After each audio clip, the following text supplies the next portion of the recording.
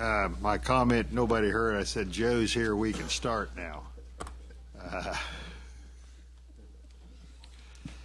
I have 1:30, so I think we need to go ahead and get rolling.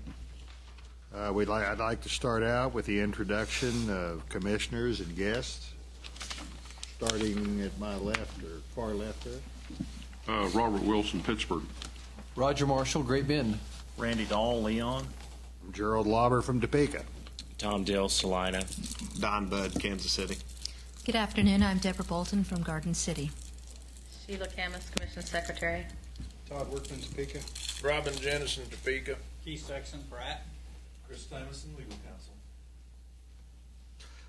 Okay. Additions and deletions from agenda items. From the first original agenda you got, we added item number 4 under the workshop, a hip stamp cleanup. Mike Miller will present that. We changed presenters under general discussion number 1 and renamed that to the Governor's Ecotourism Committee meeting, which Robin will present. Rick Martin will present item number 2. And under workshop, Chris Tymerson will present the ecotourism item. Okay, these in the book is correct. Yes. These in the book is correct. Yes. Okay.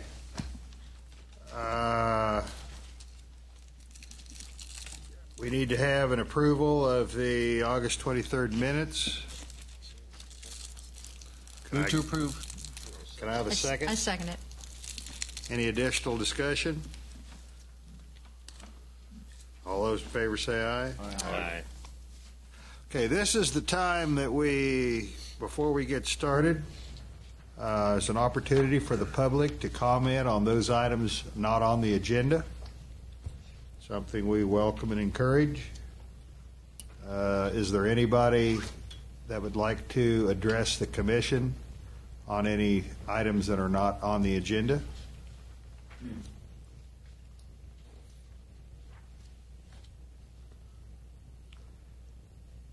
Okay, well, then we'll move on. I would also like to say that I think this is a very nice facility, and I appreciate our hosts working with Sheila and the group. Secretary's remarks. Robin?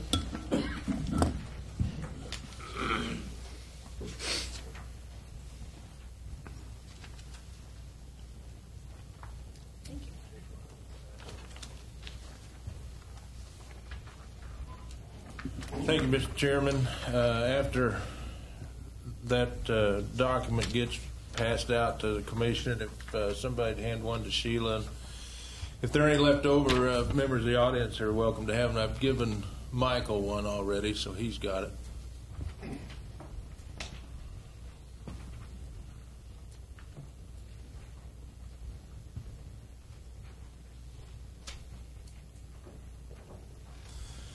Thank you, Mr. Chairman. What the document that you have in front of you, if you will notice, it's the park regions, and the map on the top is the park regions that we currently have. The map on the bottom is a reorganization that we announced to our park folks yesterday. I had come up with that and visited with Linda Craighead and then Linda Lannerman. And to give you some perspective on that, when I first got here and looked at the way our parks were in region, I've been troubled about it ever since I got here, because we had 3 regions and they were so big.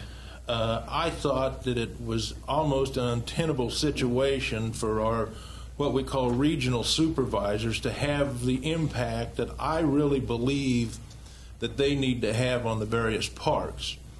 And because I was new and didn't want to jump to any conclusions, I kind of kept that to myself for some time. And it has not been that long ago that actually the regions had been shrunk from more regions than what we have today. And so there was always some concern in my mind that You know, you have a secretary come in, and Mike was here for almost 9 years, and then I come in and just want to put my emphasis on it, and you have another secretary come back in and he do something different. And I wanted to avoid that, so I have, as I say, kept that to myself for almost 2 years now. But as I began to look at it and really look at a number of things down the road in the future for a variety of reasons, which I'm going to address later, I think there are some advantages to this, but my reason for doing it were the advantages that I see today, and that continues to be the main reason we're doing it. However, I am at the end going to talk briefly on why I think that it puts us in a better shape to take advantage of some potential things that could happen. One I consider a good thing, and the other I consider a negative thing. But what I've done, and if you will look at the yellow lines, while they are regions, and in fact there are 6, those lines are only there because that's the way we think about things. We think about them in regions. Those lines didn't have anything to do with my thought process. My thought process on this was to create clusters, in fact. And the idea behind creating these clusters, and it's not that we're not doing that now. It's not that we're not cooperating amongst the various parks for a variety of things. It's by clustering those parks in closer proximity and having one person over those clusters, I feel like there's an opportunity for us to coordinate and cooperate with our administrative personnel, our maintenance personnel. Those are the major 2 reasons for this, but also the law enforcement personnel, and particularly the temporary personnel. One of the things that we have in the Parks Department is we have about $1.5 million in temporary salaries. And they run the gamut from people that may be a gatekeeper, you know, over the weekend to actual maintenance staff. And I believe under this scenario, by clustering the parks together, and we have our cluster manager, regional manager, whatever you want to call that person, it makes no difference to me, and we're used to calling them regional managers. Each of those regional managers can put together a plan of cooperation and, in essence, consolidation of those duties, and I think we'll be able to run much more efficiently, particularly with maintenance. You know, we have had a number of years of deferred maintenance in the parks, quite frankly, because the budget has not been there. I am very hopeful, and we're working under the scenario, and I'll get to this a little bit later, that with the park pass and with the purchase of the cabins, that we are going to have the parks on a sounder financial footing to where we're able to begin to pick up the deferred maintenance and I think do a better job of maintaining our parks because we've got the money to actually do it. I think that also under this scenario, and I will talk to the legislature about it, I think that we would be better served to have more full-time maintenance folks than utilizing temporary maintenance folks. And under this scenario, with the clustering and the close proximity to the parks, I think that our regional managers are going to be able to put together a maintenance staff for that cluster rather than we worry about having a maintenance staff for each park. And I think that that will be of advantage to us. And I also think that, as I said, with the administrative jobs and the different things we have to do in the clusters with the close proximity, I think we'll be able to better staff our parks. I think we'll be able to take care of our parks better, and I think that in time it will even have an impact on the law enforcement aspect of it. That is the main reason. There's a side reason that I'll talk to briefly, and it's marketing and tourism. One of the other things, and this is kind of a work in progress, like I say, we only told the entire park staff yesterday about this. We told them because we wanted to talk to you before we started to implement it, and you all read about it in the press and give you an opportunity to ask about it if you've got any questions. There is a side part to this, and it has to do with marketing and tourism. I also, rather than referring to these as, actually most of us refer, they've got numbers, and we're actually missing 3 because I think 4 was at one point one of the regions, so we have region 1, 2, and 4. Linda, isn't that the way it is instead of 1, 2, and 3? But on this, you'll notice we call it Central, Western, and Eastern. But also, we are going to have a more descriptive term to describe those regions, and as an example, I'll just tell you, these are not the ones that it will be, they could be, but the western one will be, you know, for example, could be the High Plains. That north central one you see, for example, could be the Smoky Hill Park region. Of course, there's a natural along the Kaw River, that could be the Kaw River region, and so forth. And that's more for us from the standpoint of marketing and tourism, to put a descriptive term with our parks. You know, the High Plains is a word that conjures up an image, I think, better than just Western.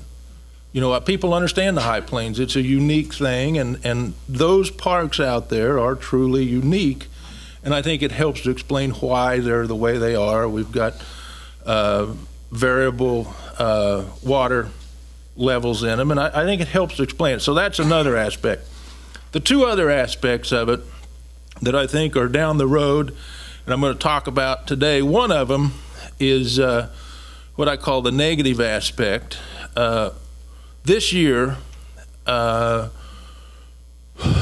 we presented our park pass last year. We said we're going to try to make the park self-sufficient. That's something that we were committed to from the beginning, and we did that.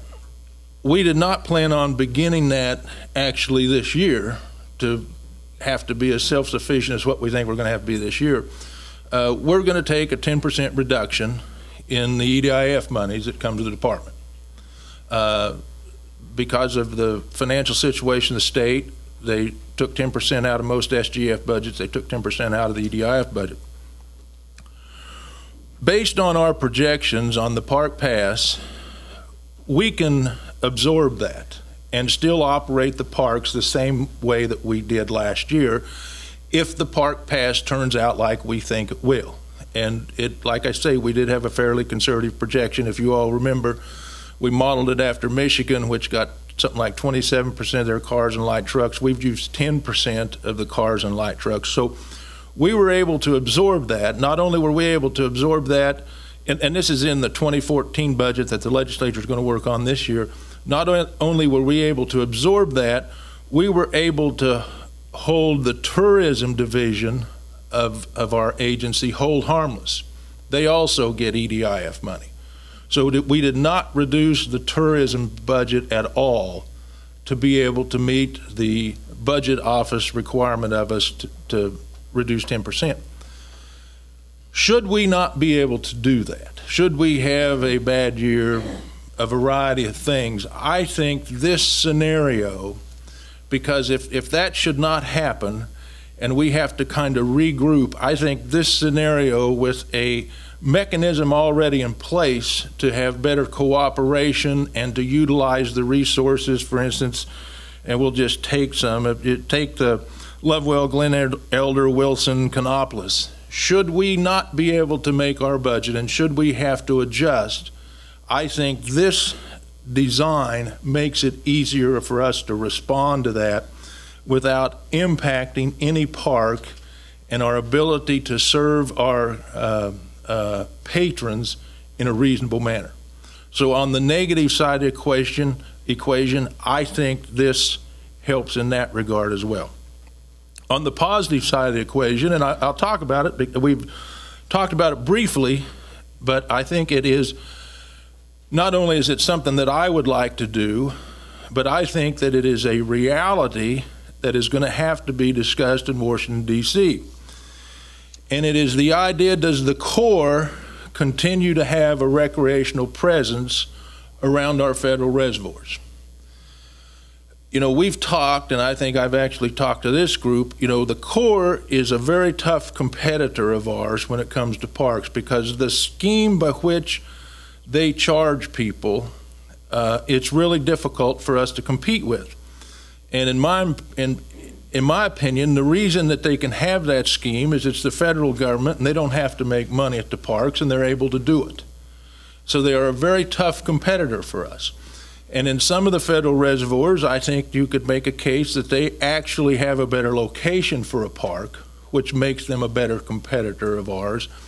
And I've talked to the governor, and he is willing for us to pursue the idea that we take over some of the core parks around the federal reservoir.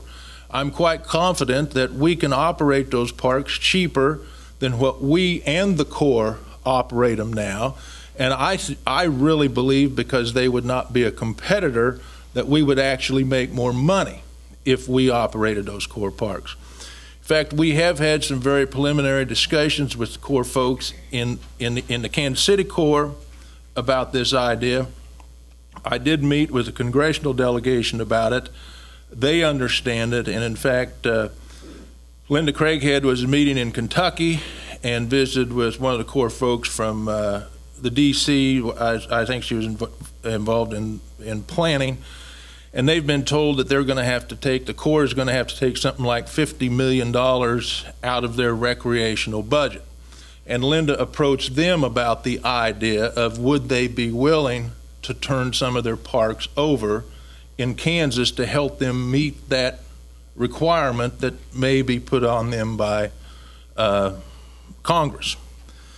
And in fact, and not to get political, but the presidential election in November, I think, could also influence that decision as to where the Corps continues to have a recreational presence in Kansas.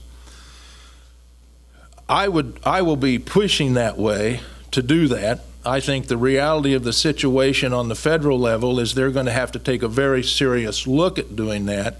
And should that happen in Kansas, and this is what I call the plus side of this reorganization, it gives us an opportunity to take quicker advantage of that and do it in a manner in which that I think it will really work for us, because we're going to have a cluster that is going to have a significant level of management coming from that regional manager to be able to really assess the entire region, which is a smaller region, decide how we need to reassess the employees we have.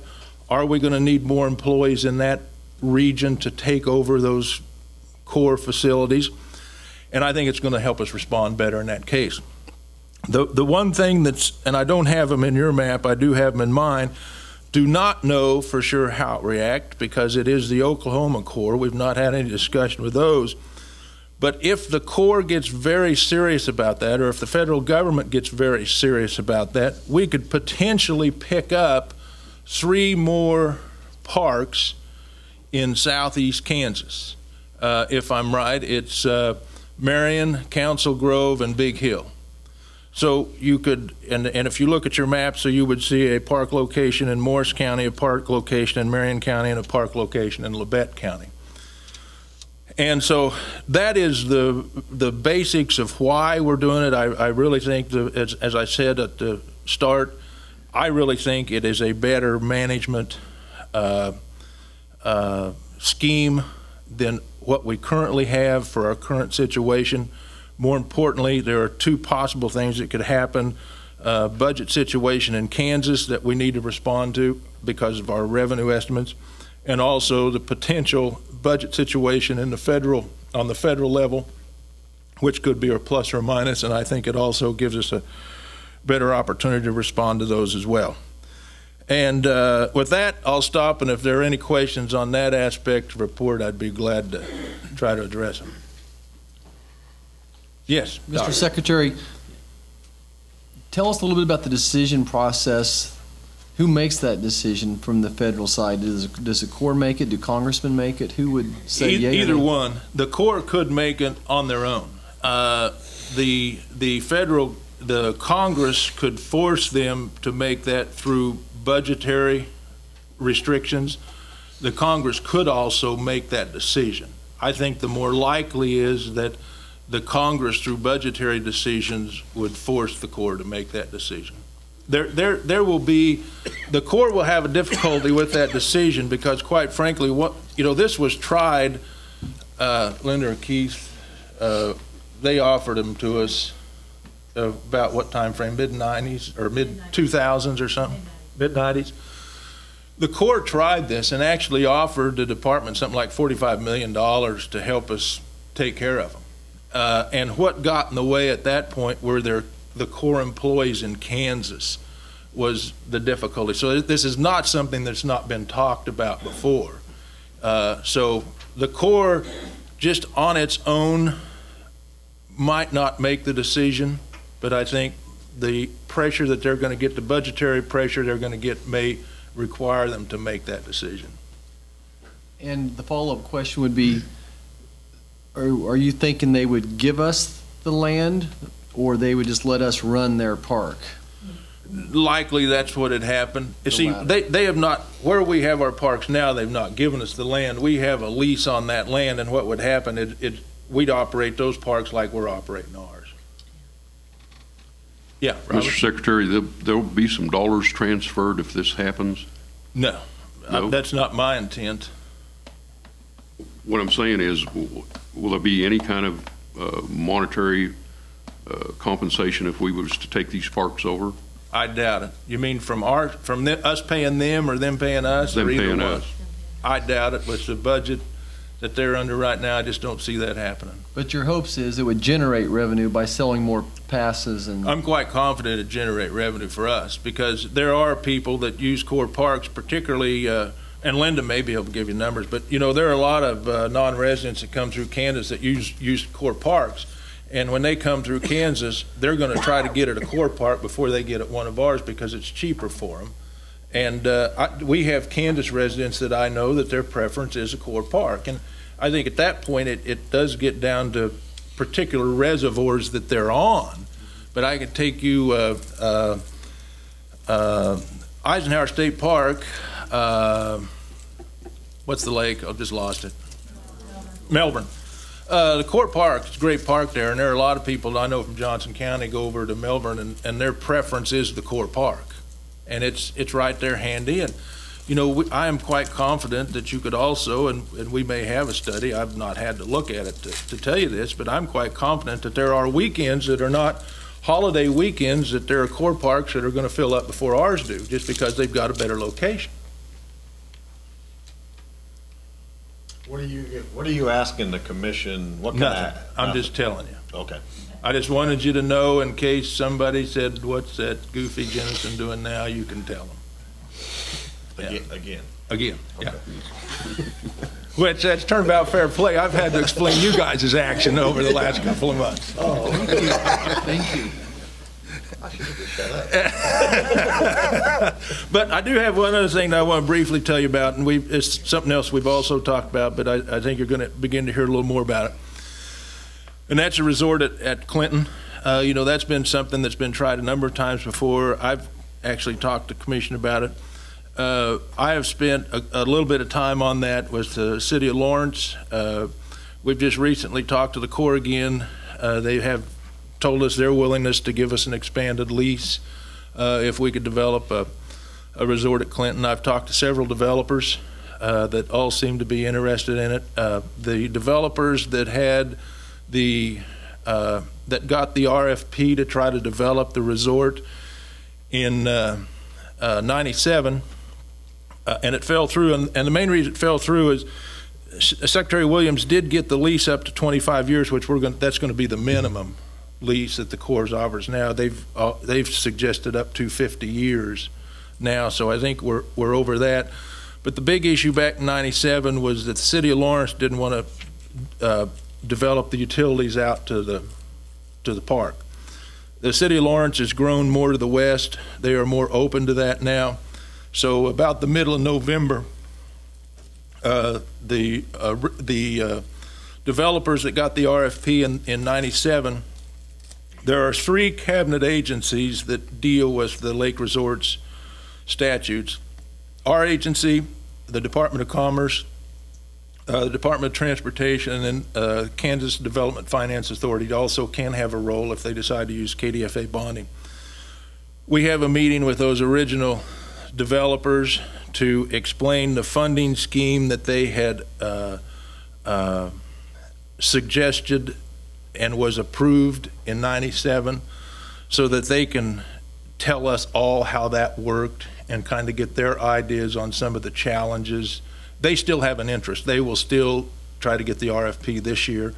But I thought it'd be helpful for the governor. They're going to meet with the governor, Secretary of Commerce, Secretary of Transportation, myself, and President of the KDFA to kind of give us their background on it. So we're going to be trying to move forward. It may be after we meet with them, we may decide that there needs to be some legislative adjustments done to the Kansas Lake Resorts bill, and we'll be involved in that. But again, that I'm telling you that more from the standpoint of information in case you're approached by it.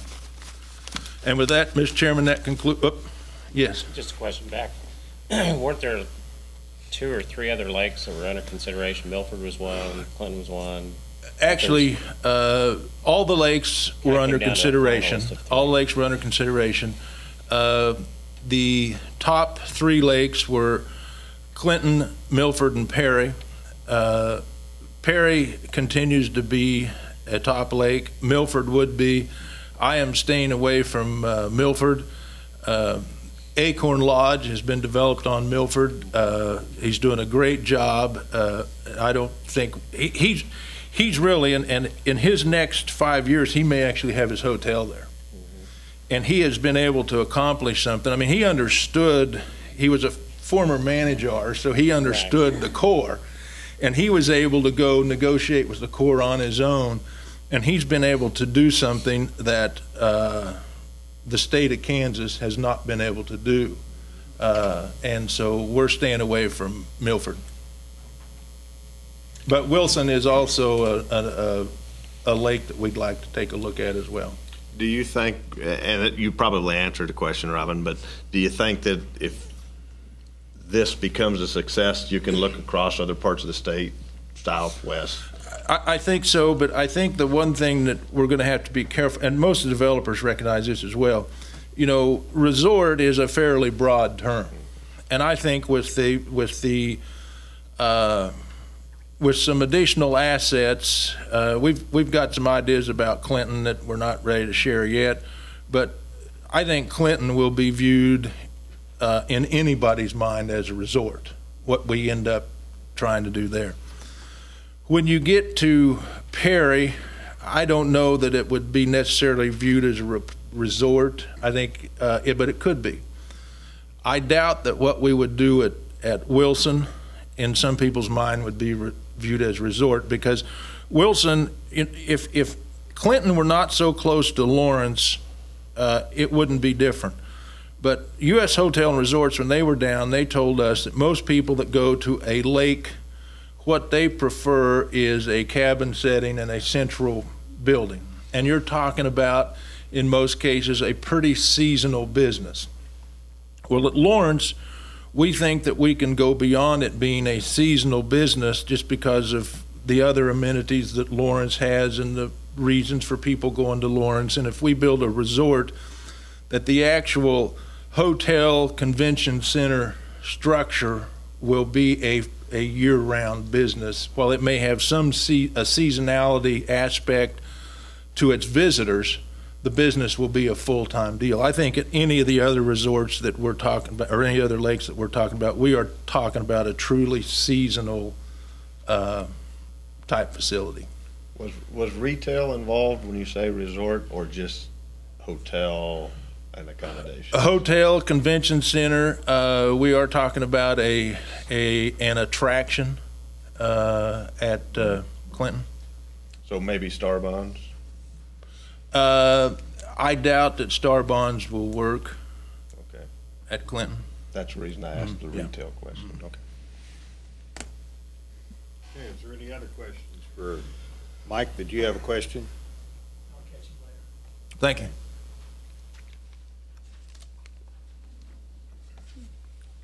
All right, Chris?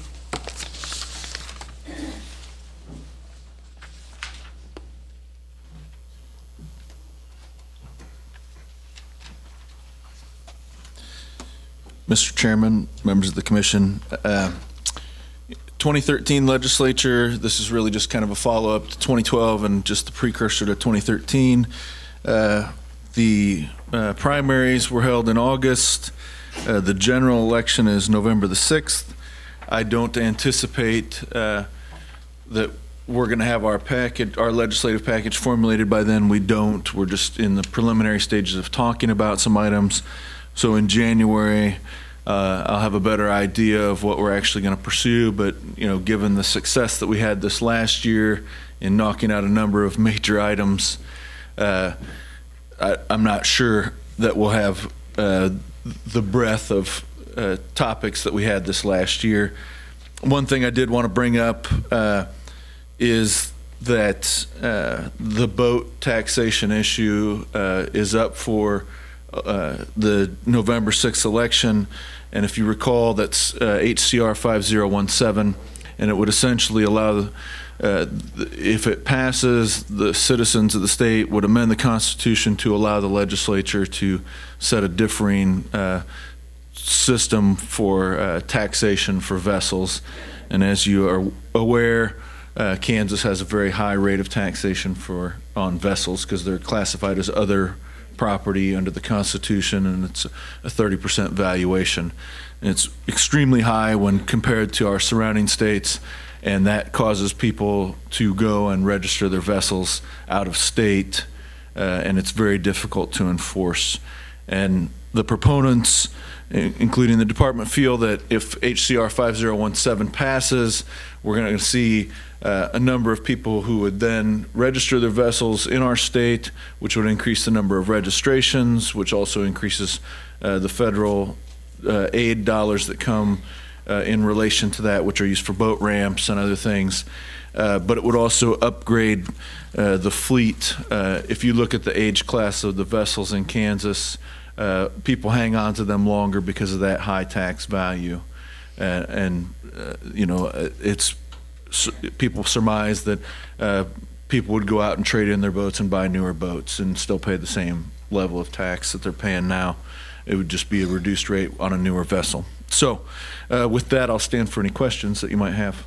The votes to allow the legislature to change it, but they don't have a set formula or a dollar percentage yet. And that still has to go through the legislative session. If this passes in November, it goes to the legislative session to be hashed out as to how and what classification. Right. The legislature wouldn't be required to take action, and but they would have the opportunity to do so, and I'm sure there would be a number of proposals. That's the similar thing happened with recreational vehicles back in '93. They were taxed at a 30% valuation, and so then there was, in '94, I think, is when they went through the discussion on how they were going to tax those vehicles. Do we think there will be any controversy? I mean, if you were to ask most voters, they probably aren't going to be aware it's going to show up.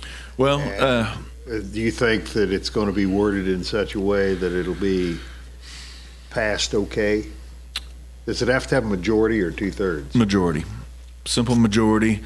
The last time this came up, it failed by 12,000 votes. It was pretty close, and it also included aircraft, and I think that was 2,000. So it was the first year I was with the department. It was 2,000, and there was some consternation over including aircraft in that.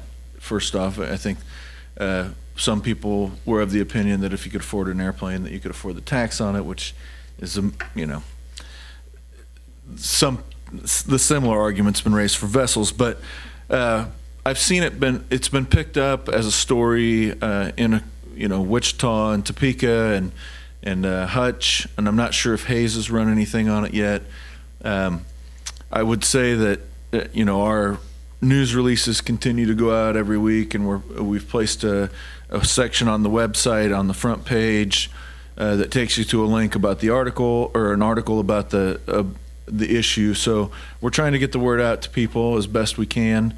I know that there are individuals and some smaller groups that are trying to put the word out as well. and get it out as best. I'm sure there'll probably be a little something right before the election, and I know there was some discussion yesterday, and I took a call from the Shawnee County Elections Office on the issue. So people are starting to pick it up. I don't know if it's not, you know, the same tenor of a statewide election for a statewide official, but you know, some people are starting to pick it up. Any other question? Or I've got one, Mr. Chairman. States that are surrounding us that don't have a boat tax, how do they compensate for not having that tax money? Like for the boating regulations and their enforcement and all of that, what do they do? Do you have any idea? Well, it's not that. It's not, this is personal property tax issue. It's not about registration. So they're getting the registrations, so they're capturing a larger share of the money that's tied to the federal aid that's tied to registrations. You know, it's not about, I don't know how those other states compensate for their taxation issues as far as how they generate their general funds. I mean, that's what we're talking about here, is lowering personal property tax that would otherwise that goes to the, you know, the local county. So I'm not sure there's a good answer to your question, other than I don't know how the other states are valuing their taxes in other ways to generate income. But what they're doing is, by not having a personal property tax on vessels or having a lower personal property taxes, they're taking the boats that would otherwise be registered here out of state. So we're losing not only some level of personal property tax, but also those registrations and the corresponding federal dollars. Thank you. any other questions for Chris from the audience? Thanks. Thank you. Okay, Robin, you back up. Ecotourism. As I think we reported, the governor did request that we put together an ecotourism steering committee, and that committee has had its first meeting. The first thing I think we need to do is define ecotourism, and to different people it's got a different definition. And in fact, since ecotourism first began, even people within the ecotourism community have expanded the definition. Originally, it was, to be able to go out without leaving any sign that you were there. And ecotourism has changed as it's become more popular, and it's become a more popular term. And in the first meeting, there's 16 folks on the committee, and really I'd say, really none of them are tourism people. I picked the committee, and the reason they're not is, Kansas has looked into tourism, ecotourism. We've got more studies in Kansas, and nothing ever happens. I mean, you do a study and nothing ever happens. And so there were two things that I wanted to break up there. One, I really didn't want to have anybody involved in tourism because I didn't want to get down in the weeds on that. And if you get different people, I had people from the Kaw River and people from southeast Kansas and people from different areas that wanted to be on the committee. And I just didn't want to get it down to that level. We wanted to take about a 30,000-foot look. We hope to be done by January, give a report to the governor. We had our first meeting. Ted Eubanks, who has done most of the studies for Kansas, is also, as graciously said, he'd come to all the meetings and help facilitate them. And I was very pleased with the first meeting in that the things that we discussed are, number one of the biggest challenges Kansas has is we've never spent any money on tourism, which that's true. I mean, you could have some nice stuff, and if you don't tell anybody about it, nobody's going to know unless it's by word of mouth, and that's not the best way to attract people. So that's one of the things that came out. The other thing that came out is in Kansas, and I'm one of the worst offenders, we've always bitched about I-70, what it's done to this state, because it's a great place to build a road, but it's not a great place to show off the state. You could go to Highway 24 or 36 or 160, and those three highways are beautiful from east to west. So we've bitched about I-70, but we've never turned it into a plus. And so I am quite confident that one of the key strategies that's going to come out of this ecotourism committee is a highway strategy of probably staffed visitor centers, one in the Flint Hills, one out by the it's the Post Rock Byway, Cheyenne Bottoms area, one on I-70 out in that area, to be able to get people off of I-70. They may not go to Cheyenne Bottoms or Post Rock byways at that time, but to at least have staffed visitor centers, and probably there will be some other highways. So I think just to say out of the first meeting, when we give the governor, 4 or 5, 6 key strategies, one of them's probably going to be a highway strategy. What we are going through at the next meeting is Ron has set up a website for the committee members, and the next meeting we are going to go through the varying assets that we have in Kansas, and I think hoping to pick, 3 or 4 key assets, and I'm guessing when we do that, Cheyenne Bottoms will be one of them, the Flint Hills will be one of them, but there may be some others that come out. But in short, that's basically what we've done. We're going to get a report next meeting on what's going on in the Flint Hills, because quite frankly, there are a lot of things going on in the Flint Hills, and I think there'll be some other assets identified at the next meeting. Was that, Mr. Chairman? That's basically what's been going on with that, and if anybody's got any questions, I'd be glad to address those as well. Robin, don't we have a tourism department now? Yes. How is this different than that? Than the tourism department? Yeah. Well, my impression, and this is what I told the Ecotourism Committee, one of the reasons they are there is we are not going to get in the weeds. We're going to set a strategy, and then our tourism department is going to get in the weeds and decide how to implement that strategy. And then what does the eco really mean? Educate me on that.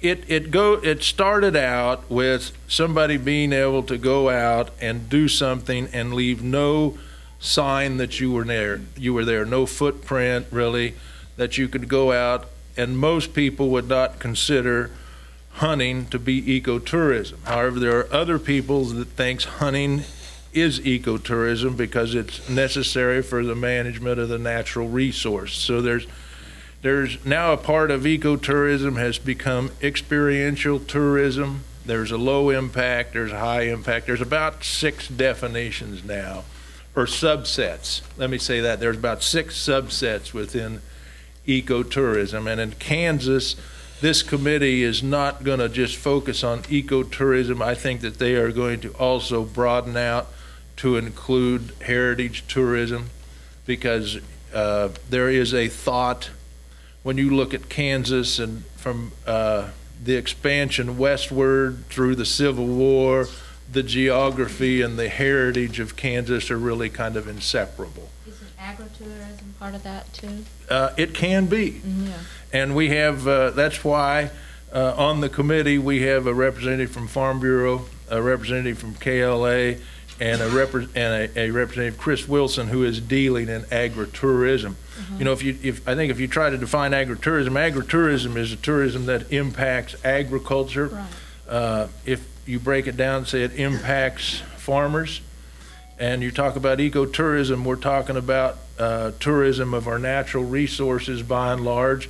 With Kansas having so much private land, the opportunities for agriculture can be significant if they embrace an ecotourism strategy, or if your ecotourism strategy is not a strategy that agriculture views as impeding on their rights of private ownership. Mm-hmm. So agritourism is a part of, can be, if you wanted to go back to your logic days in college, you might be able to say all cases of ecotourism impact agritourism, but not all agritourism would impact ecotourism. So eco is in the word ecological? Yes. Is that where that comes from? That's where it came from. All right. Thank you, Mr. Chairman. All right. Okay, Linda, or somebody, camping and utility fees.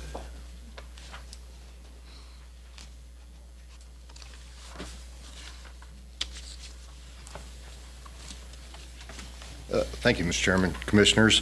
I gave a handout to you, put it on the table before you sat down, but this is dealing with Regulation 115-2-3H. And on the second page of that handout, you'll have a copy of the actual regulation. If you notice, as you go about 3/4 of the way down, it talks about recreational vehicle short-term parking per month. In our regulation currently, it's $125 per month for that, and basically it's what we're talking about is storage for RVs and boats in state parks. Right now, we don't have any state parks that have storage areas unless they're owned by the marina or a friends group. And what we would like to do is, if you'll turn the page, you'll see a spreadsheet. And what I've done is surveyed all of our parks and the park managers to see what they have on site and also to see what they have surrounding their parks. You'll notice as you kind of look through this, there's several parks. The first one you might notice is Cheney, for example. They have several different areas within the very close proximity. So, maybe putting a storage area, storage units in Cheney may not be a wise decision. We don't want to compete with any local businesses per se. And then also, Clinton is another good example. There's just plenty of places around Clinton in the Lawrence area, so it's just not feasible maybe to do that there.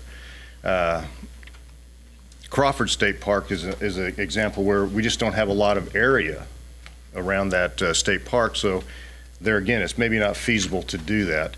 So what we're basically looking at here, as you look at the last 3 or 4 columns on that spreadsheet, is number one is, do we want to try and have something within that state park boundaries? And number 2, how much is the proposed fee something that we feel that we could still generate some revenue doing that, and not actually compete with local businesses. And I asked all the managers when I sent this out, if they do have somebody that's kind of local, we don't want to undercut them. That's not why we're trying to do this. But we want to be able to still provide some income coming into the state parks and provide a service for our constituents. And maybe it's twofold. We would generate some income. We would maybe have if you want to call it a captive audience. Once they come in to the park, their RV or their boat's already there, so maybe they're going to spend more time with us. If they don't have to spend that money on fuel, getting their equipment to the park, it's already there, they may stay more nights.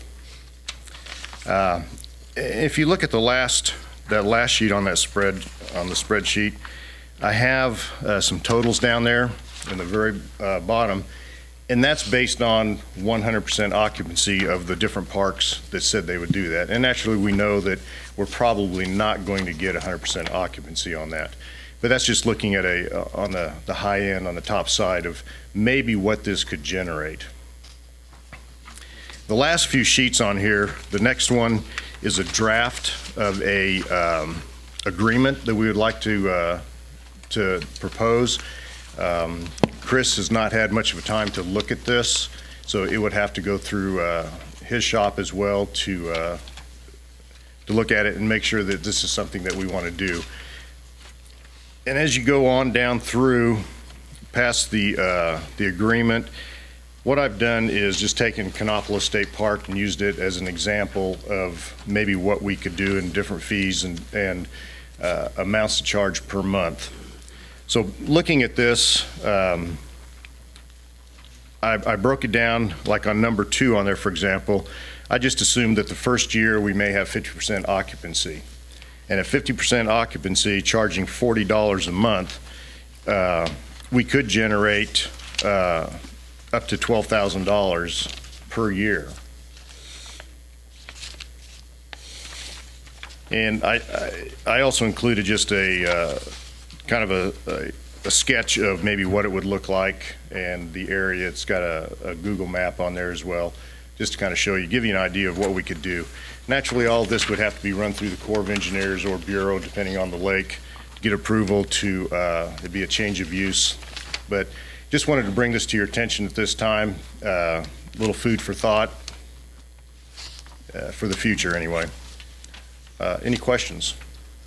These are no buildings, it's all outside, store. Correct. Yeah, what we're looking at is just strictly outside. Be a gravel lot, probably a fence around it with a locking gate and everything outside at this What kind time. of capital costs are we looking at for, like, maybe that Canopolis sketch? We haven't really developed that yet. It'd be pretty minimal. Gravel like I said, fences? Gravel fences and a gate. How about lighting? Have you thought about lighting? Yeah, this particular area at Canopolis, we do have power right there, so lighting wouldn't be an issue. So capital costs are going to be fairly low. Fairly low, yes. Okay. And of course, it's going to change location by location, and it'll change a little bit according to the size of those different facilities. And my guess is when we get started on this, that we may take a few pilot parks, try it, before we really get full-fledged into it and see how it's going to work. And you don't anticipate the need of any additional personnel to man or to oversee anything? Oh, no. Like this? I really don't think so. And I've talked to Linda Lannerman a little bit. We can run it a couple different ways. We can run it all through our office as far as the rental agreements, or we could run it through our reservation system that we have now. It's set up, this would basically be like a campground with 40 sites or 50 sites in it. You rent it by the month or rent it by the 6 months. It's all run through the reservation system. We get daily, weekly, monthly reports so we know who's rented it, who hasn't, and just run it through that way. So as far as manpower on it, I don't anticipate a lot of manpower to do this. What about police function on it? Is this an open facility, so one person gets in to access his equipment or boat or whatever, he would actually have access to all the other, everybody else's stuff right. too, And, right? and in the private sector, unless it's an enclosed facility, in the private sector, that's the way it is also. If it's just an open facility, you can run it different ways. You can have a padlock on a gate and everybody has a key, which generally doesn't work real good. Or you have a combination type lock, or you have an electronic lock. You give each individual code, they punch their code in, it opens the gate. Is there any issues with us being a governmental function of liability? Or have you guys got that far yet? We haven't gotten that far yet, and that's part of the draft of this agreement.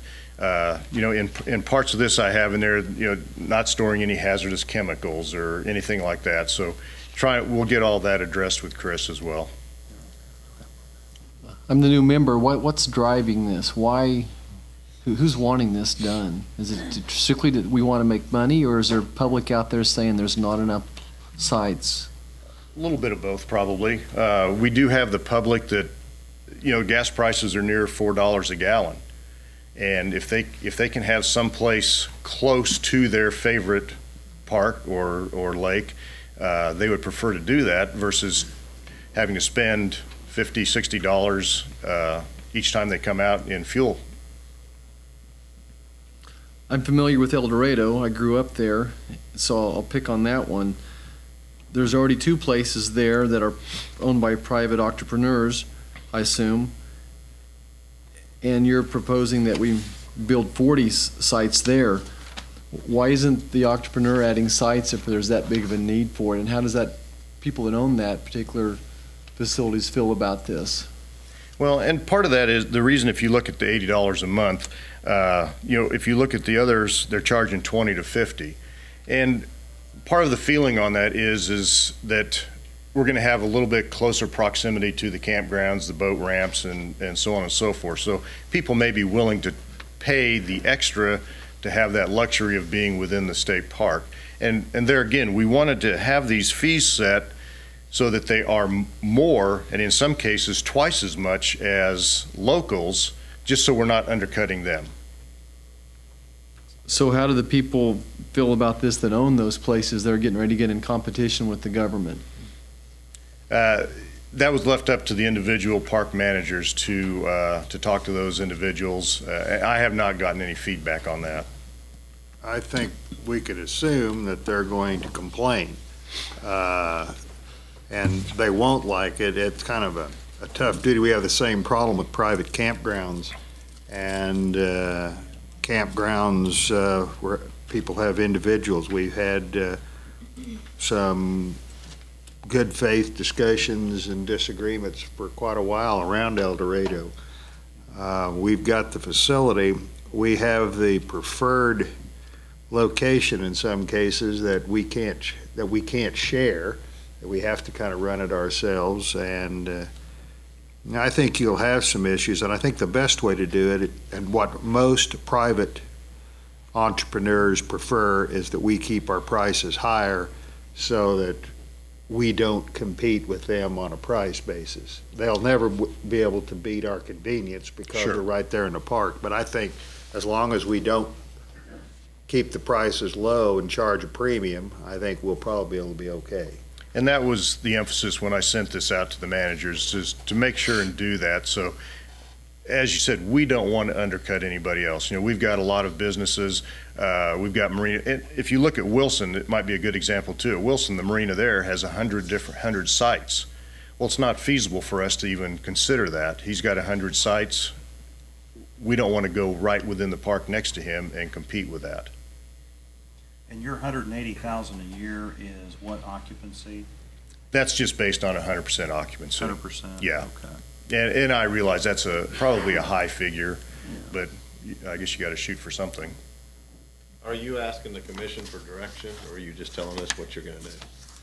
A little both. We do have a regulation, Chris, and I believe with the regulation that we have, we would have to have approval from the commission to change that regulation. What is the regulation that we're talking about? Right now, it's, if you look at that page 2, 115-2-3, and go down to H.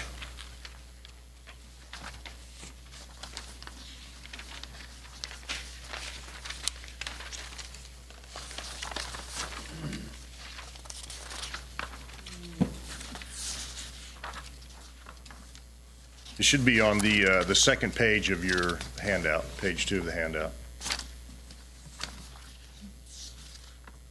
Yeah, right there. If you go down about 3/4 of the way, then it says recreational short-term parking per month. Currently, the regulation is $125 per month.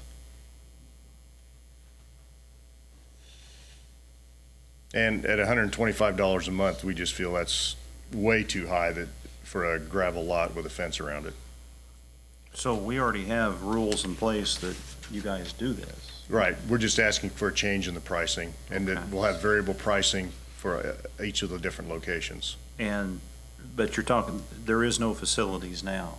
Correct. We don't own facilities now. Okay. No. Okay. So you're talking about building a facility, lowering the price, but still being higher than the entrepreneur that's already there. That's correct. Okay. Any additional discussion? I'm sorry, I need to follow up on something. Up on I-70 by Lake Wilson, looks like there's a new entrepreneur, a private person that's just built a new storage facility. When a private person does a business plan, invests the money, and figures an occupancy rate, what you don't count on is the government, the state coming in and building a competition for you. Now, if the state already owns one, and I still decide to build it, I guess that's on me. But I'd hate to think that we're going to be competing with people that are paying taxes, property taxes, that have invested money already. It's an unlevel playing field. So I'm kind of struggling with us competing with private entrepreneurs that are out there that are trying to fill this need. But when we're charging more than they are, we're not undercutting them, and we do have to generate revenues. So I'm kind of thinking that it's not a bad idea. Well, and my thinking too is, as I stated earlier, that it is twofold. I mean, if we get the vehicles, the camping units, the RVs, boats within the state park, they may use our facilities more. They already have their equipment at the park. They're not spending the money on the fuel to get there. They may spend the money in the park on the camping. Do we have any facilities now that the department owns that we operate? I think, I believe at Crawford, no, not at Crawford. We have someplace, one of our, let me look here real quick. We have a friends group that operates it within the park. Cedar Bluff. I share Roger's concern. Ideally, if we could determine based on a needs basis. In some areas, the reservoirs have been around for 40-some years, and the facilities are quite dilapidated, and they've changed hands, and they don't accommodate current size boats and so on and so forth, and there really is a need in some places. I also share his concern about Wilson, and I think one of the things that we would all feel comfortable with if we could somehow balance the need with our desire to go. Well, in if you'll there. notice at Wilson, I'm not proposing to put any I at did Wilson. notice that, Sure. And that is the reason for that. And that's the reason that on some of these others, when I asked the manager, would you propose this? And then they looked at the surrounding areas and they said they don't have a need for it. In some places, a little more remote, Canopolis, for example, we don't have any communities close by that offer this. We've got a couple outside the state park that have a few sites, but not many. I think what I'd like to see, and I agree with Roger as well, that if we could get something, give us a list of the current facilities that we have at our $125 rate. How many spaces we have? None. 0. So we That's have correct. no spaces, but we have a rate to charge it. Correct. Okay. And that's what we Well, felt that the rate was so high that we wouldn't, if we built them, nobody would come. But what do we have at Cedar Bluff then? It's a friends group that runs it. What the problem is we have some campers that will push their camper off to the side and they don't pay us at all. And so we have to issue them citations because they leave their camper there. The gas prices have gotten so high that we have to give them a citation. They're upset with us. They won't pay that fee. Now, some of those locations, I'll tell you, one of them is Glen Elder. We have a rash of campers up there. They take them out of those sites, they push them up against the trees, and sometimes we don't know who they are. We issue them a citation, and then they come sit in my office and say, you have no place for me to put my camper, and I live in Meade, Kansas, and or Atchison, and I don't want to pull it back and forth all the time. So I understand your concern for local businesses, because I'm one. But what I will tell you is we have some locations that there's a need. There's a desperate need. And maybe we don't need to go to every location, but some of those locations, if we don't allow those campers to come and leave their unit, they'll sell them and they'll get out of the business. And we've had some dealers approach us and said, you know what, we want these young families to go out there, but they can't afford the rate that you have, and they're tired of getting these citations. And it is a citation because they can't leave it unoccupied. And so we can look at that list again and say, you know what, some of these locations would be competition or too close a competition, but there are clearly some locations. Don't throw it all out, because there are some locations we desperately need to have a place to put for people to put their campers there. I don't want them parked all up against the tree row. I don't want to know who. I want to know who they are. That was the biggest concern we had. We don't know who they are. We don't know how to get contact with them. Some of them will leave their animals in there, and then they'll come back 3 days later. And I got people calling me and say, you know, their cat's locked up inside. I don't know who they are. So, you know, we do have a problem with it, and it's time consuming with staff. If we can run it through a reservation system, we know who they are. We have a telephone number, and I'm not so much as worried about people getting into each other's campers. We have a group that camp now, and they have that respect anyway. We have staff there that can kind of gauge some of that, but it's already going on. They're already putting their campers off to the side. So now we have a location that we would be able to put them. What does that mean, off to the side? What do you... Randy, they'll pull them out of their site so they don't have to pay for the electricity or the camping site, and they have an annual camp permit, and they'll just go shove it up in the trees somewhere in a primitive camping. And so then they'll come back in 3 or 4 days, and there we are, which is illegal. We'll issue them a citation for leaving their camper unoccupied. And so many times we don't know who they are or what their names are, because they're not in our reservation system. They don't abandon these things. They just go away for extended periods of time. For extended periods of time. Okay. What's the difference between your camping spot and the trees? Because both of them are department ground, right? They are, but we do have designated sites. So they'll on the weekend, they'll come out on the weekend, Friday, Saturday, Sunday. They'll put it in a utility site, water, sewer, electricity sites. When they leave, they take it out of that, so they don't have to pay that fee anymore, have an annual camp on it, and we have to research who the annual camper is, or sometimes they will, sometimes they won't. And then they'll put it back out up in the trees to where it can't be seen, or in a primitive site, and then they don't come back for a week or 2 weeks. Keep a camper a secret, though. Well, we see it, and so then I get a call. Your officer gave me a citation. I was in primitive. Well, the fact of the matter is they're really just storing it there, and so it's going to really start happening now. It's winter. They don't have a place to park it, or if we still want them to come out as long as they can through the winter months or through the fall months.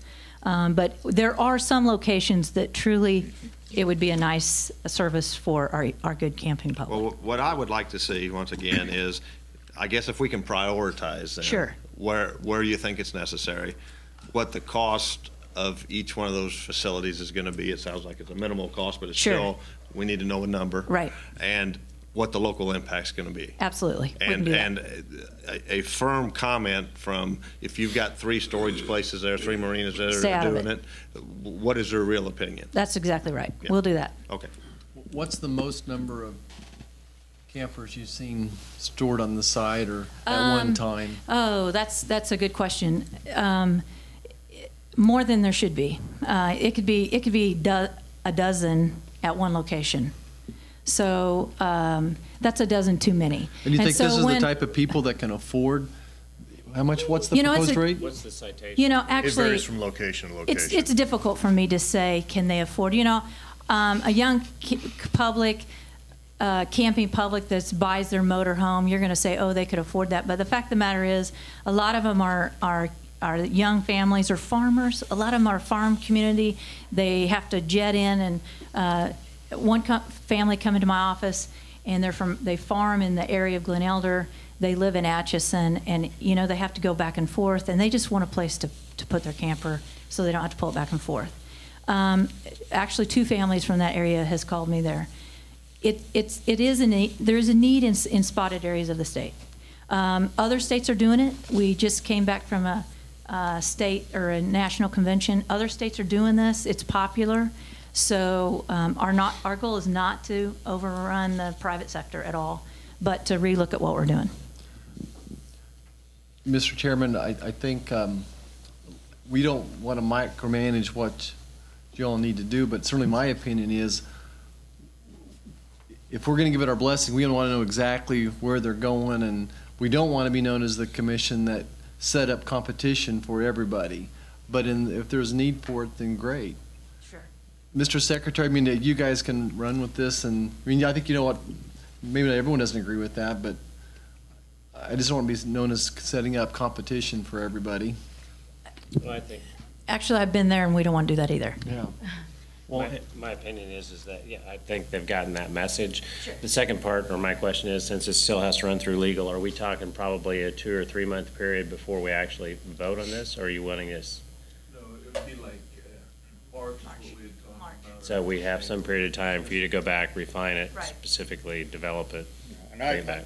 I think the refinement is just how to determine whether there's need.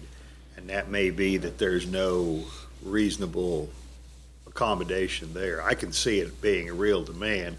And I think that if we're concerned about the camping public, this is cheaper than citations, and this is cheaper than hauling it around. And I think that we need to make sure we stay out of competition with private sector. But I think there's some of these areas that it just isn't going to pay for the private sector to do it. When we're doing it more as a service, I don't think we're going to make much money at any of this. But I think it will be a little more orderly. It'll be orderly in the spring when it's time for pasture burning and pastures get away. I would much prefer to know who's got their property there.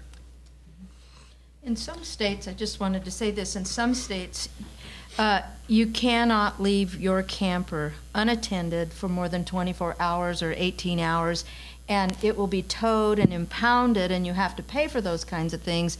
So if people are leaving their campers on department in parks and for, you say, 3 days, I mean, that is, and then we don't have to license our campers if they're under 1,200 pounds. So you don't have a license tag to trace them and those kinds. So I understand what you're saying, Linda. Linda, do we have to haul these things off on And occasion? occasionally we will. We try to not do that, but there will be times that we have to move those. I have a final question. I know each situation or each location stands alone here, but like if we were to consider El Dorado, since that's close to me, I know the owner of the 54 RV storage.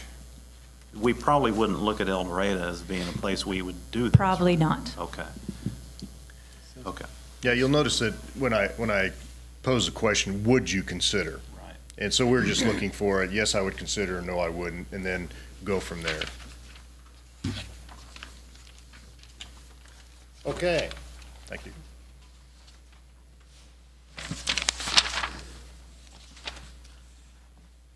Jim?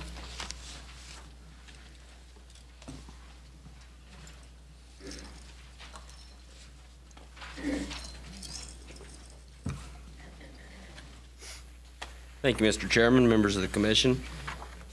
This regulation that we're going to be discussing is 115.25.5, which is fall turkey seasons, bag limits, and permits. Just a little bit of an update on where we stand with turkey hunting in the fall and populations across the state. Last fall, we sold 12,914 permits. Those folks harvested 3,677 birds. That's about 15 to 20% of the number that hunt in the spring and the number of birds that are harvested, so it's much less popular. In terms of populations, the drought that we experienced over the last couple of years has actually been a good thing for turkeys in the eastern 2/3 of the state, where numbers have been down a bit over the last few years. We've seen average or above average productivity according to our brood survey in every region except far southwest Kansas, where the drought was most severe. So we're expecting turkey populations to be on the uptick in most places over the next coming years. Should be a lot of jakes in south central and southeast Kansas next spring, which will be a good thing to see. In terms of recommendations, the department's only considering one thing to bring back to you at the workshop for fall turkey, and that is that we're considering making a recommendation to overlap the fall turkey season with the extended firearm antlerless deer season, which it currently does not. And we're planning to make that recommendation because with all the changes that we've had in the extended antlerless season and the special extended antlerless season over the last couple of years, it's created a fair amount of confusion amongst our sportsmen and our law enforcement officers, even about when fall turkey season and where fall turkey season is open. So we've looked at the numbers of folks that are out there during that time of the year, both turkey hunters and antlerless deer hunters, and we felt like that there's not a whole lot of conflict to be had by making that change. So that's probably what we'll bring back to you at the workshop. With that, I'd be happy to take some questions. How many days are we talking here, Jim? Right now, the extended antlerless deer season, I believe, is 8 days. Is that correct, Lloyd? I think it's 8 days, so we're talking about adding 8 days to the fall turkey season. First 8 days of January. Any other questions from the commission? This stuff's always easy to understand. I'll give it my best shot. It's 12 days next year. 12 days next year? Okay, so we'd be adding 12 days.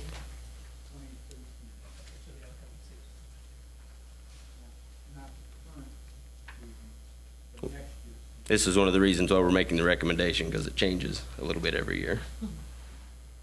Well, now, are you talking about the season in 3 months? Or the season in 15 months? 2013 through 14. That's correct. January of 14. Yeah. The fall turkey season is open right now. Of course, it's already set, so this would be next fall. Any questions from the public? Any more questions or comments from the commission? Michael?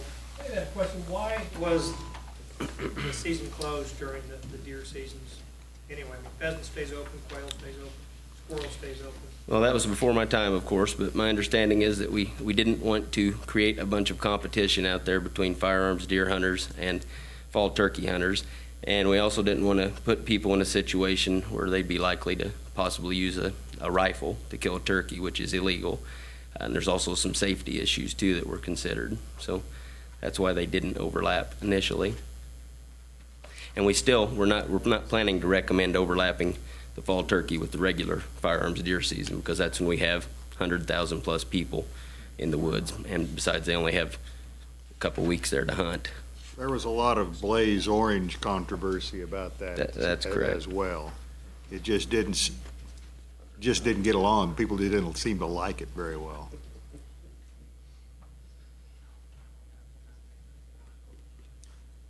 Anybody, anything else? Okay, Jim, thank you. Lloyd?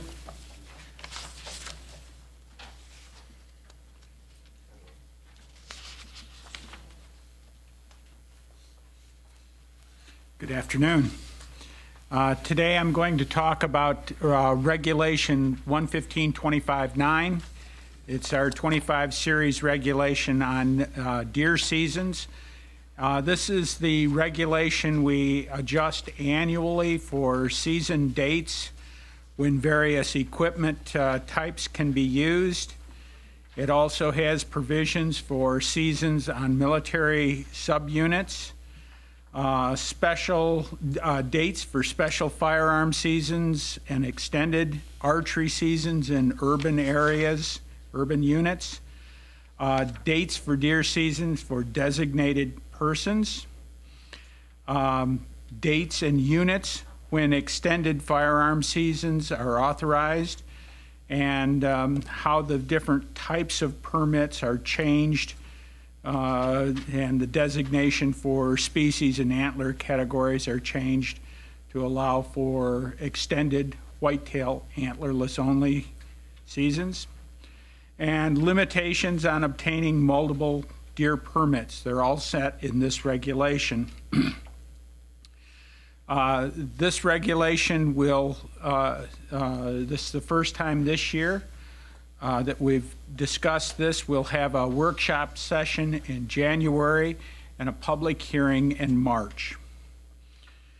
One of the items that is new this year, and it comes about as a result of legislation last spring, Senate Bill 314, we have a 2-year pilot program, and we are mandated to institute a pre-rut hunting season. And we've taken a look at that, and one of the things we're considering is to not complicate our current system, which is already quite complicated. So we're not going to add an additional pre-rut season, but instead we will take one of our current seasons, in this case the early firearm season that we have in Unit 19, and we will have that now as our pre-rut season, but we'll extend it to additional units. So we'll have a replacement, not an additional season there. And this will be, some of the people that have looked at these pre-rut seasons, many people think that they may remove additional female deer before the rut, and that this may cause fewer deer vehicle accidents. It may even allow hunters to have better success rates for taking buck deer during traditional seasons. Most of this is still speculation, that there isn't a lot of hard data on pre-rut seasons, antlerless only seasons. So anyway, we're looking at that. Some of the items that have come up as what other individuals have thought are important items for that pre-rut season. They recommend that they be short in duration. during a pleasant time of the year and limited to a special or specific permit. The goal is to motivate deer hunters to use an additional weekend and special tag to take additional deer, as opposed to merely having those hunters shift the date when they take their antlerless deer. Okay, so we've looked at it, and then we've looked at the calendar, the sportsman's calendar, and tried to fit a recommendation, a date in when we thought would have the least competition with other openings and special events. And it looks like the second Saturday and Sunday in October is probably the best time period that we found for that pre-rut season. So we have recommendations for dates for the 2013-14 season, and those are for the youth and disability, September. These are all basically the same as they were last year. They're in the same time period. They may add or lose a day or two here or there, and they may change due to the calendar. Some dates may change. But the youth season would be September 7th through the 15th. The early muzzleloader season would start immediately after that, as would the archery, which would be September 16th. Muzzleloader would last until September 29th. Archery would last until December 31st. The pre-rut whitetail antlerless season would be a 2-day season, October 12th and 13th. The regular firearm season will be its latest that we have it. In our current system says that it starts the Wednesday after Thanksgiving. This year, 2013 will be the latest in the calendar events. So it's December 4th through December 15th. The extended whitetail antlerless only season, January 1st, 2014 to January 12th. The special extended season, that's an additional week, would be January 13th through the 19th. And the extended archery season in Unit 19 would be January 13th through January 31st. We'll continue to take a look at information that comes in on on mortality factors such as hemorrhagic disease and fawn recruitment as our surveys come in this fall before we decide which units to include or not to include in the extended season. The military units, the Fort Leavenworth has provided the dates when they recommend their firearm deer season. They've suggested November 23rd and 24th, then November 28th through December 1st, December 7th and 8th, 14th and 15th, and 21st and 22nd. Smoky Hill Air National Guard is recommending that they follow the same season as the rest of the state. That would be December 4th through December 15th. Firearm dates at Fort Riley are established in a different regulation, and they're discussed at a later date. We'll come back in January with a discussion on that, and that's set in 115.25.9A. Application dates are set in one of our permanent regulations, 115.4-11. It used to be set in this regulation. It's no longer set there. And the rest of the discussion here is just about the various units and discussions on extended whitetail antlerless deer hunting. and I'm following the same guidelines we had last year. We are not looking at any additional wildlife areas to be included this year as we did last year and the year before. We were looking at additional units that might be included. Are there any questions? Yeah. Go ahead, Robert. That will be one white-tailed doe per hunter for this hunt? The pre-rut? The pre-rut? That is yet to be determined, and it depends on how we go about that. That's still to be determined. If we came up with a special permit, it would probably be a single deer, a one permit single deer. If it is that you could use your current antlerless only permits, in some units that can be five deer that could be taken at that time. And that would, so that is something that we have not made a decision on. We don't have a recommendation at this time. Also, would you buy that permit over the counter, or do you have an application process, or how do you think that would work? The permit, our permits, all of our antlerless deer permits are sold online. They're available from licensed vendors. There is no application. They are not limited in number. They are not. There's no quota for them on any whitetail antlerless permit that we issue anymore. Thank you. Any other questions? I am.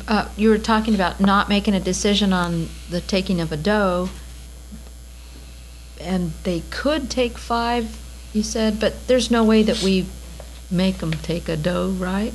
Is that what you're saying? I mean, don't we want them to take does once in a while, not just trophies? Yes, we do want them to take antlerless deer. And the question that Robert was coming to, and he got right to the point of it very clearly.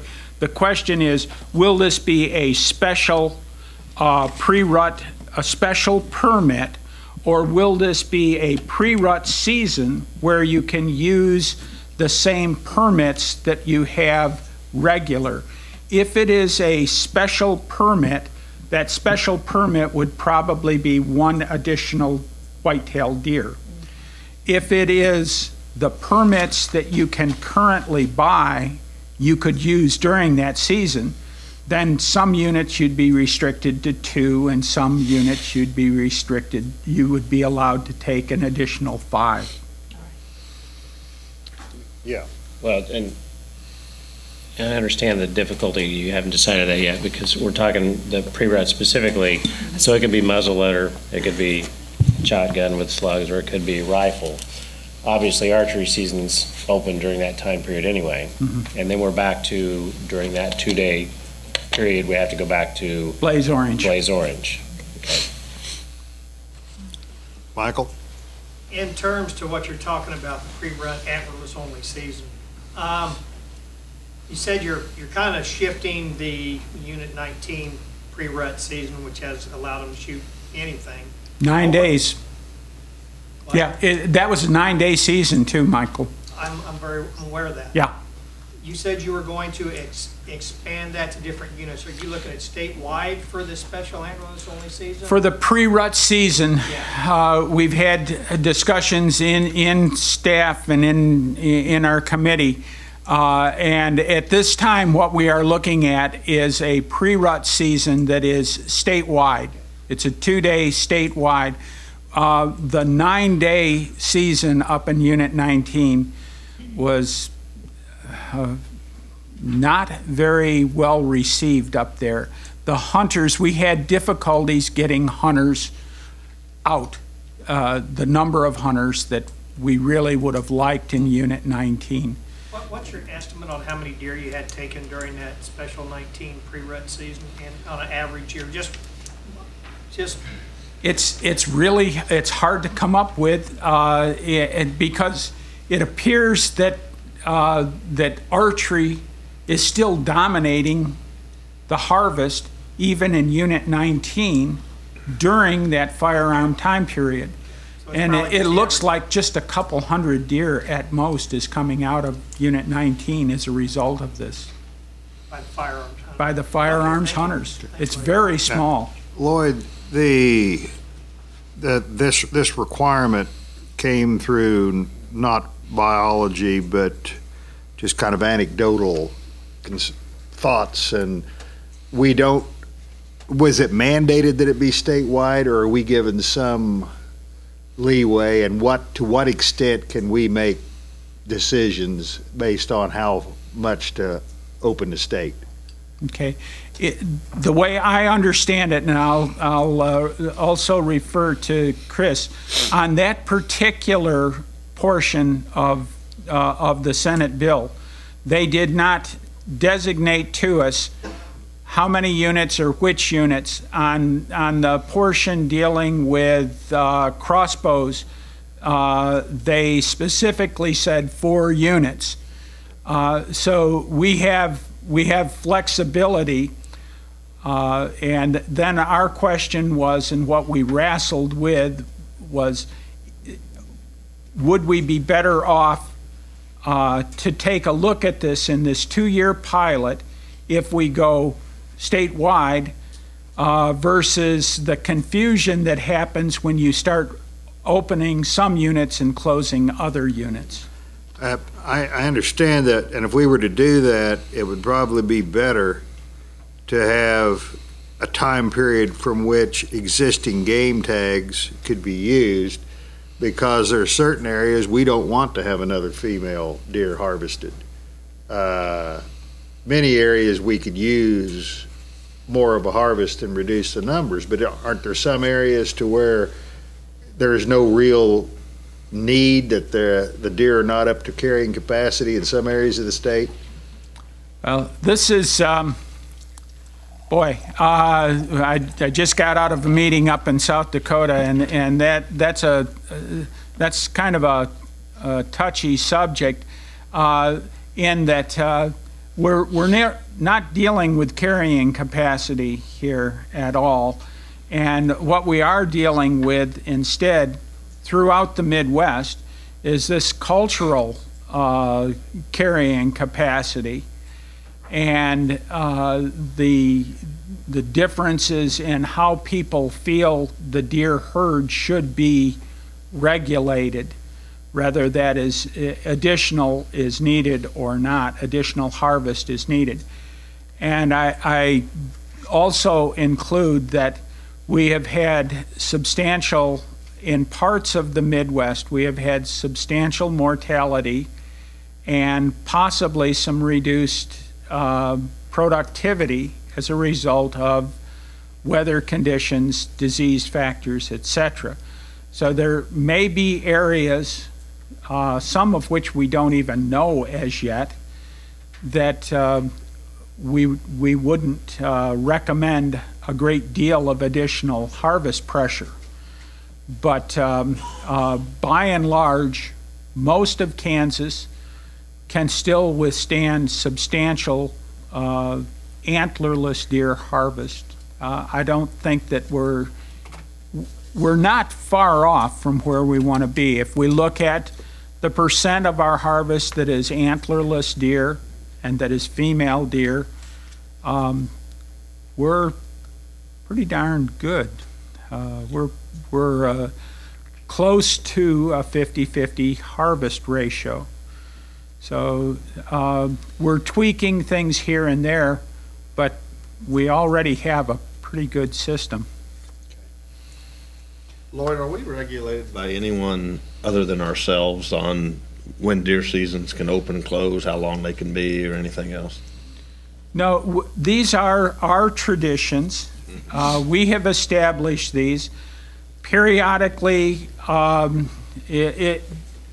deer are a public trust resource.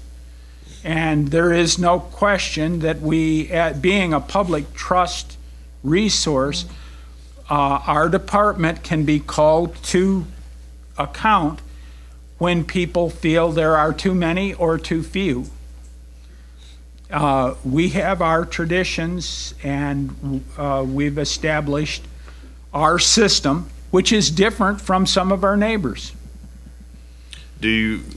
Are these seasons set up to maximize harvest of deer? Is that what they're set up for? No, I wouldn't say they were to maximize harvest of deer. They're set up to, if anything, and I'll look at my predecessor, I would say they're also set up to maximize opportunity while at the same time being sure that we are doing a good job of wildlife, our responsibility to manage wildlife resource. Well, where I'm ultimately going here, I guess, with this question is, I noticed your youth and disability season opens the 7th and closes the 15th. That's a 9-day season. I don't have a calendar in front of me. What day of the week is September 7th? It would be a Saturday. It would be a Saturday. Two weekends. It encompasses 2 weekends. Right. And so all these dates then, they try to encompass the maximum number of days to where they can get 2 weekends or 3 weekends or whatever it is. The firearm deer season happened many years ago, and it was a compromise. It had a great deal to do with Kansas landowners. They had a lot of input into that system. The idea was to start the season in the middle of the week so that the landowners and the people who lived in the country, the countryside, would have an opportunity, have first crack at the deer. So it starts on a Wednesday, the Wednesday after Thanksgiving, and runs and it includes 2 weekends. So that is a 12-day season, and it's been that way since 1988. What was it before that? Was it just?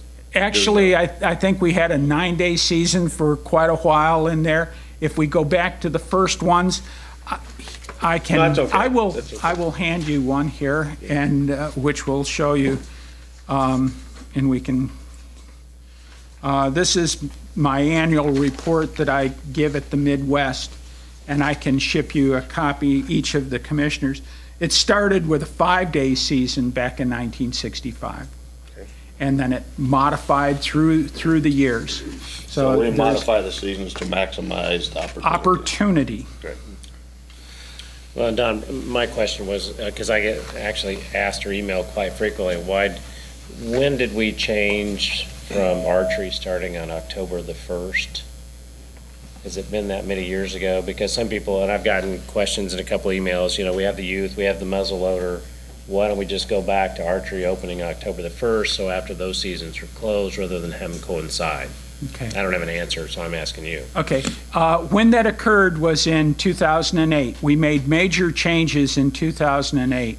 And we had we have our share of screwy things in our particular regulation system. One of them was that you could hunt, prior to that, you could hunt during the firearm season with archery equipment. You could shoot your deer with archery equipment during the firearm season. But if you had an archery permit, you couldn't shoot a deer during the firearm season. The archery season was closed then.